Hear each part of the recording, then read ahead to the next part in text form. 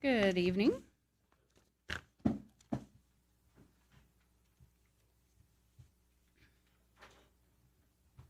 I'd like to call this meeting or this workshop to order. It is Tuesday, August 25th, 2026 at 6:01 p.m.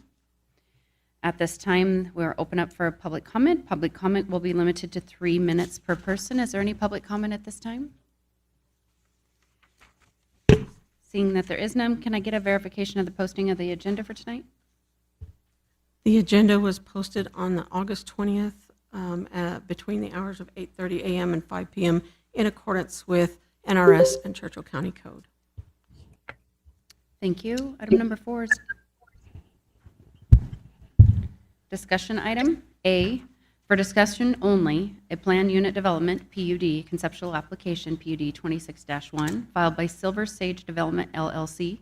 The properties are located at 2255, 2355, and 2475 Casey Road.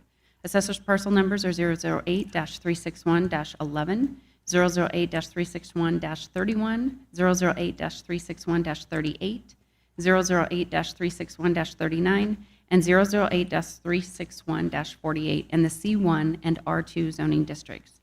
The proposed development contemplates 70 units of attached townhomes, a hotel, and a retail center.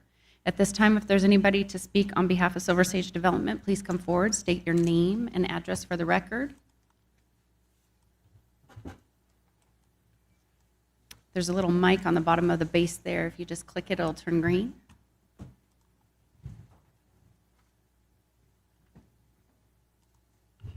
Good evening. My name is Karen Downs. I'm with RVI Planning at 241 Ridge Street in Reno, Nevada. Wonderful, thank you. Go ahead and mute your mic for just a moment, and I'm going to turn it over to staff. They're going to do a brief introduction. Dan Collin for the record, Churchill County Planning. We have before you a conceptual PUD. This is, I guess, step 2 of the long-winded process for going through a PUD. First is the application. Then we're at the Planning Commission workshop, which is just for discussion only.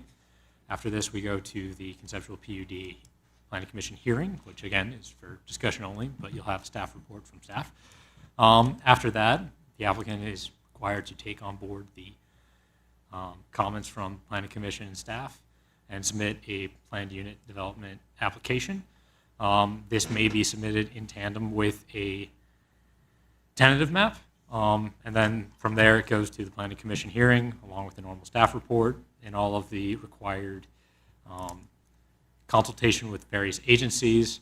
And then, depending on what the Planning Commission recommends, it goes to the Board of County Commissioners for review of the PUD. And then after that point, and the final map, if it is approved, we go into the final map stage, which again, there's an application, we go to the Planning Commission, and we go to the Board of County Commissioners. So this is step 2 of, call it 9. Thank you for that, and I'll turn it back over to you for your presentation. Great.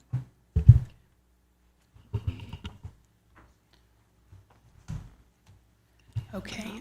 Again, my name's Karen Downs. I'm with RVI Planning. I'm here tonight with Silver Sage Developments, LLC, the applicant, as well as Bluestone Engineering, engineer on the project. Good, it works. First, if you're familiar with the site, it's on just east of Casey Road and south of US Highway 50.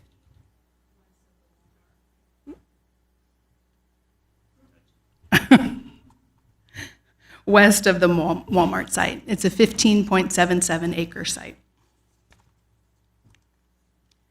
The site has an existing land use designation, master plan designation of urbanizing, and is zoned a mix of R2 and C1, which residential and commercial. As Dan explained tonight, we're here with the conceptual PUD. This is the first stage of the process with the workshop to get any feedback on the project prior to submitting the application and putting in some final touches on the site plan. Tonight, we have with the PUD, we're looking at a 70-unit townhouse development, so single-family attached, where they'd be separate residential lots. And then also commercial services that would include a hotel, retail, and full-service and drive-through restaurant uses on site. The application will also, in addition to the PUD, look at some future entitlement applications, what the PUD that we talked about, a tentative map for those residential lots, a variance for the height of the hotel, and then special use permits for some of the other uses looked at for the hotel, the multifamily use, and drive-through restaurants. This is the proposed parcel configuration. It's an expanded residential R2 zone area, which is the multifamily zone.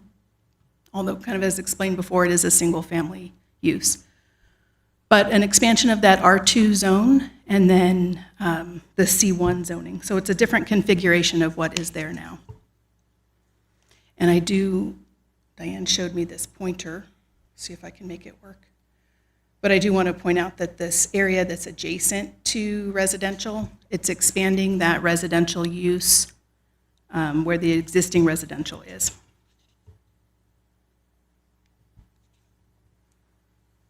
All right, and the site plan that's been put together so far has this residential area,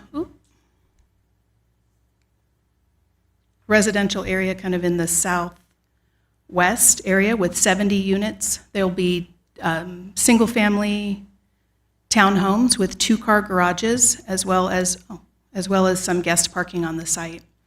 There's proposed buffering to the adjacent residential to the south. And then the hotel use is over here.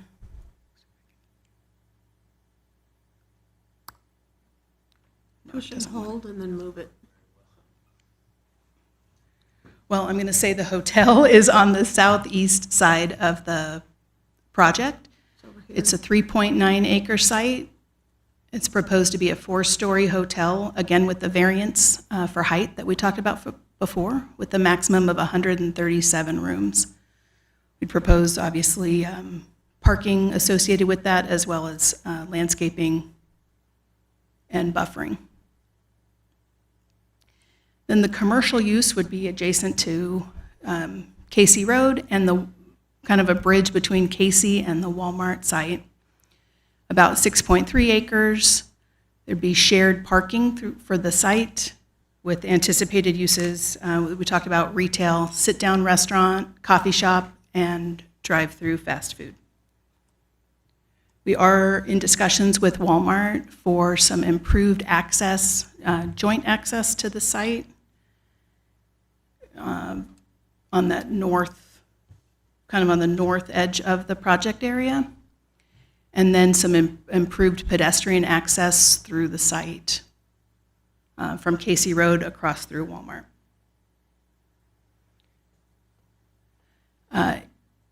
In discussions with staff, I guess since in workshop format, in discussions with staff, we've looked at some improvements that can be made to the site.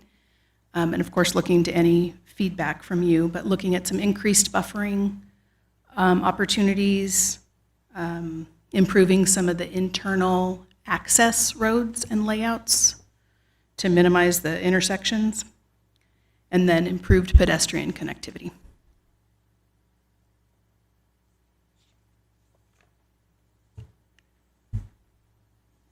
Here are some conceptual elevations of the residential, the retail site, and the hotel.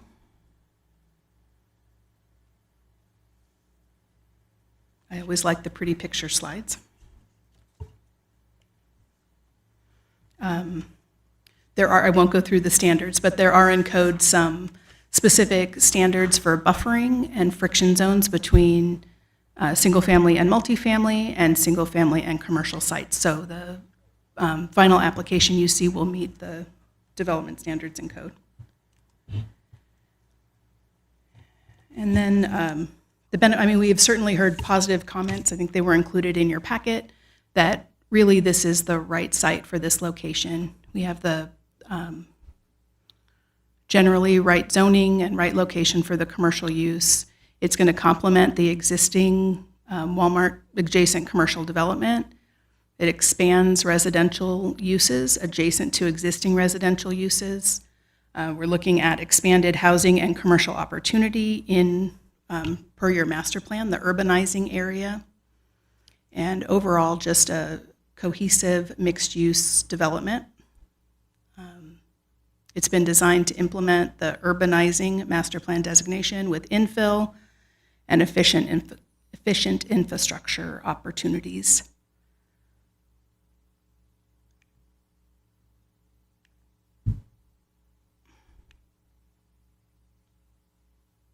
Okay.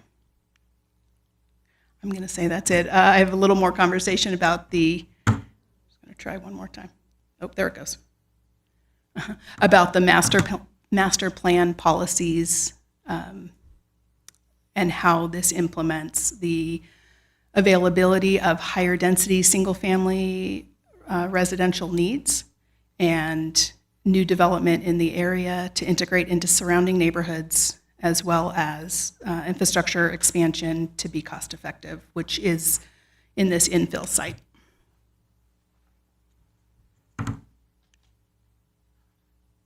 I think that is it. So with that, I will, we're here for any questions, feedback, discussion on the site plan.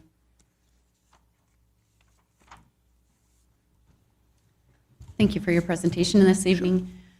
Karen, is there, so on that map, I do see a little bit of expansion on Casey Road itself, within itself. So from the canal, there will be an expansion of Casey Road since it is so narrow at this time, and that will be curb and gutter, leading to that existing traffic light. Is that correct?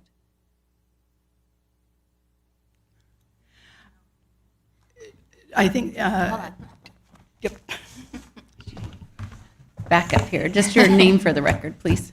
Rebecca Bernier with Bluestone Engineering. Thank you. So Casey Road, we don't have plans to improve Casey Road, but we are improving the access, the existing access that comes off of it and into Walmart, the northern one. And then we're adding another one where it's better for visibility that will connect right into the Walmart drive aisle right in front of the store. Do I try? Good luck. Okay. Which one is it? This one? The top. So this road here, it would be a new access off of Casey and ties right into that road where it goes up to the front of Walmart. Yeah.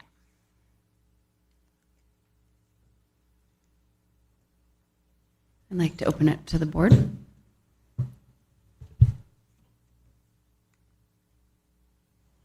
Dennis Mills for the record. Thanks for this presentation, team. This is very interesting. A couple of thoughts. One is, as I look at the residential area at the bottom, and particularly when I think of the elevated ditch south of that, although that's not a canal like the flood we had in Fernley many years ago, it's just a ditch and you can close it off fairly quickly, but still, if the ditch floods or if there's some other emergency, if I live in that residential area, we're all trying to get out either through the hotel parking lot, through that one spot. Are you envisioning a secondary egress road as time goes by for further security? Ideally, we'd like to add, sorry. So the little piece that's not included in the project is an existing residence, but we'd like to put a secondary access onto Casey right there. Mm-hmm. Any thoughts as well about a secondary access or even an emergency access out the back of the hotel to the back of Walmart? Any discussions with that? Are we looking like on the south side? I Down, don't know where you're pointing, I'm sorry. right down to the southeast corner, because it looks like that kind of abuts the backside of Walmart's parking lot. Mr. Chair, or I'm Madam not Chair. trying to design your thing for you, No, but I it's just, okay. that seems like pretty tight constraints in case of emergency. Yeah, that lot is actually the retention area for Walmart.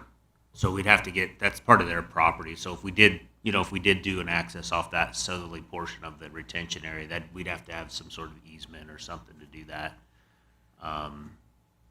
So just to add some clarity to that. Gotcha, yeah. We are looking at additional emergency access from Pine Road. Yep, okay, good. I had one other question, let's see here. The other question was, I think that site plan, tentative site plan, I just was curious, I didn't see, but with all the residences there, is there sidewalk access up to the commercial area? It looks like it's all street and landscaping, but no sidewalk work. There will be pedestrian access throughout. I'm not sure where you're looking. Well, I'm not either because Okay. of the size of that, but yeah, Right. what I saw was either places to drive or places to put landscaping and maybe there's sidewalks hidden in There will be pedestrian and Yeah, okay. pathways, sidewalks throughout. Thank you. Yeah, Jeff Goings for the record. I again, appreciate this presentation. I really like what you've got laid out here. And I'm going to direct a question towards staff. Maybe you guys can help me here. Is Pine Road a county road, or is it a TCID easement road? Dan Kalon for the record. I believe this is an easement road. I don't think it is a county road. I can double check that and provide that in the staff report for you at the next meeting. And the reason I ask that is because Pine Road is a disaster. It paves all the way, it's hard to tell on this map right here, but it paves roughly, there's about, I'm going to guess about 300 feet of Pine Road there that is not maintained by anybody that I can tell. I'm wondering if the county, in this case, might not begin to look at that about from the D on Pine Road right there is about where asphalt ends. And then that rest of that road is actually dirt, and it's not even gravel, it's just dirt. I'm wondering if it wouldn't be smart for the county to take and do something with that road and allow their extra access or egress off of Pine Road. I know that probably doesn't go very well with the county and their budgets, but I got to tell you, a project like this is exactly what this county's been looking for a long time.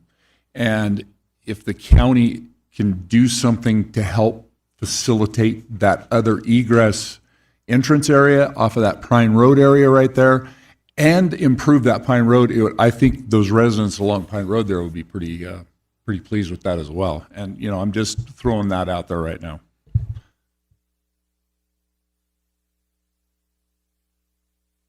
Because if I'm correct, Pine Road is actually south of the canal, so you guys would have to obtain access over the ditch and then onto Pine Road. The other thing is the buffer. So on the buffer on the south of this, you have all those residential lots between Pine Road and your development.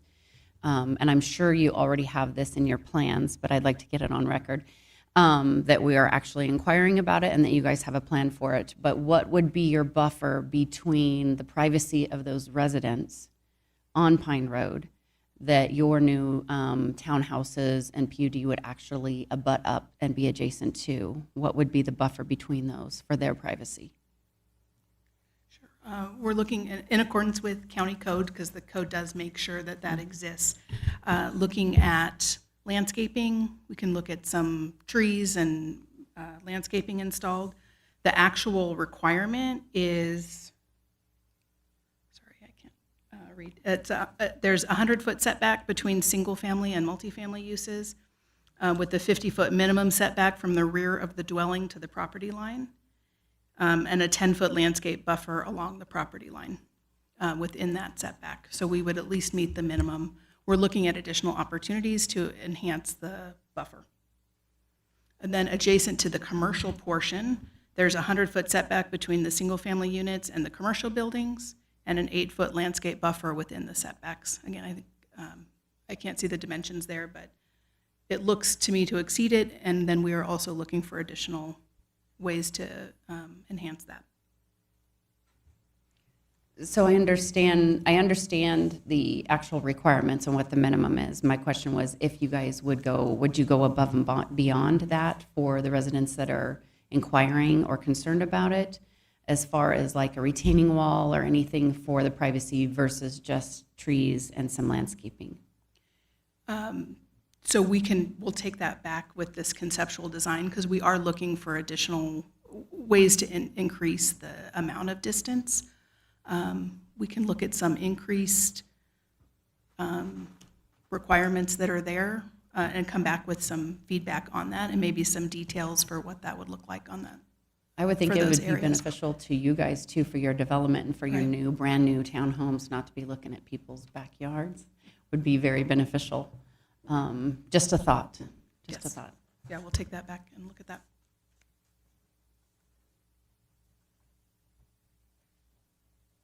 Any further discussion from the board? Seeing that there is none, we'll go ahead and open it. Do you guys have anything else to add before we? No, nothing else. Thank you. Wonderful. We'll open it up for public comment. In regards to public comment, all comments will be made to the board.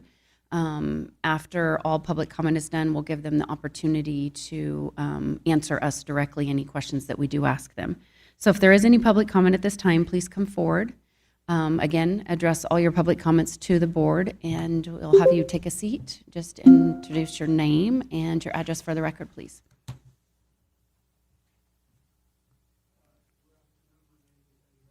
Eddie, come on up to the seat. You got to be hot on the mic there. If you don't mind hitting the microphone on the bottom of your base. And then the microphone is, there you go. Go ahead and hit that, the bottom of the base. And then your name and address for the record, please. Okay, my address is 2455 Casey Road. I lived there for 26 years. And your name for the record, first and last name. Okay, Heriberto Delgado Lopez. That's my real name. Everybody call me Eddie because it sounds like Eddie, Heriberto.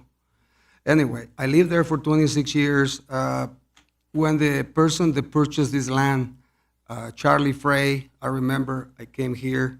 This is my second time here, but the last time they did that land for agriculture purposes only. And he was making sure that that land, it was gonna be for agriculture purposes. And there is access to the canal right there so they can irrigate and all that.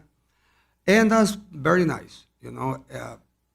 The thing about Pine Road, I think the neighbors like it, not having all these holes and everything, because there's a lot of kids that drive very fast out there, nighttime. I think that they like it. I don't know if there's another neighbor tonight, but I mean, this is okay, I believe, for like a hotel or something, but for a residential area there, I don't think it's a very good idea because I don't see it.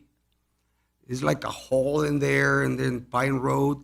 Plus, I own the access from Casey Road.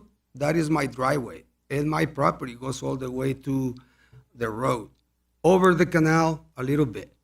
So if something's gonna happen, I'm gonna have to put a fence in there and deny access to other people, because there's in the past, the house behind me, they had another road that they used to use all the time. So when Charlie asked me, you know, if he can bring the tractors and all that to work on the fields, there's no problem. This is agriculture, very happy. There's some wildlife in there. I've seen all the time, all these little quails, you know, there's a couple deers here and there, which I understand, you know, but I just don't see it. I'm seeing, you know, having all these homes in there. I just don't.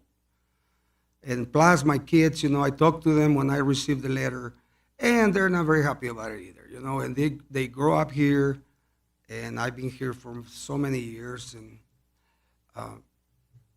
maybe by the side of Walmart over there, if you guys need a hotel or something, that'll be fine, you know. But the rest of them for a residential area, I don't see that. So I'm gonna have to do something about it. I don't know. I'm gonna have to consult with someone professional so I can get my property lines and I can put a fence or something so I don't have all this access of people coming in and out of there. So, you know, I have a shop there. I run a small business. It's very peaceful. And I seen a lot of people. It used to be a couple people. About 3 months ago, I have to call Debbie Frey and tell her there were some squatters over there thrashing everything out and everything. So she took care of that. But in a couple days, like a couple days ago, there was another people are just getting in there, and there's a lot of homeless people there. They try to sleep in there because there's trees and stuff. And there's a ditch right by my house where there's a lot of trees in there. And I don't know what the ditch is for, but it's there. So I don't know. I'm just saying that for residential area, it's not good. That's my opinion as a Eddie. personal opinion. That's it. Yes, that's okay. We appreciate your opinion. We appreciate you coming forward with your public comment this evening, and we appreciate how calm you are. Well, I am fine. We appreciate how calm you are. At least I because this feel is- clearly, you know. Yes. All right. Thank you for your You guys have a comment. nice evening. You too.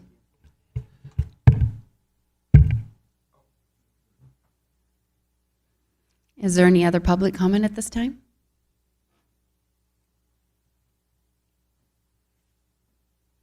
Good evening. Please state your name and address for the record. Good evening, Michelle Anderson, 3355 Beverly Drive. It's positive this time. Actually, I just want to say that I'm genuinely excited about the Silver Spur concept of everything that they're proposing. My main concern is making sure that the infrastructure around that area grows with the development. I understand that traffic studies are part of that. But I would really like to see the county look beyond just traffic counts and consider practical safety and roadway improvements for the whole area. Better lighting, maybe blinking signs for pedestrians and crosswalks, because that Casey area, it has a lot of accidents, pedestrian to car accidents. So that's one thing to consider. In particular, I would like to see improved street lighting, better pedestrian crossings, consideration of whether portions of Casey Road might need to be widened or otherwise improved to safely handle the additional traffic that's going to come with this development. I would strongly recommend that any pedestrian access throughout the development and along the surrounding roads be well lit, with more residents, hotels, guests, and retail traffic in the area. It's very important, especially at night. Good lighting and sidewalks, crosswalks, and other pedestrian access points could help reduce the risk of pedestrian casualties, as previously stated. I'm supportive of the project. I also would like to see some flood planning addressed early in the design. We know that parts of this area can be affected by drainage and flood concerns. So I think the county should make sure stormwater drainage, retention, grading, and access during major storms or flood events are considered before the project is full. And also, hearing Eddie speak right now, making sure that our agricultural area that has been there for a long time is also preserved. How do we plan for the growth of Fallon while still maintaining our agricultural culture? That's all. Thank you for your comments this evening. Is there any other public comment? Is there anything that you would like to add, Karen? In closing, no? Okay, wonderful. Seeing that there's no other public comment, any additional comments from the board? Again, I'd like to thank you for your presentation, for putting it together, for taking your time, and actually for going through this long process.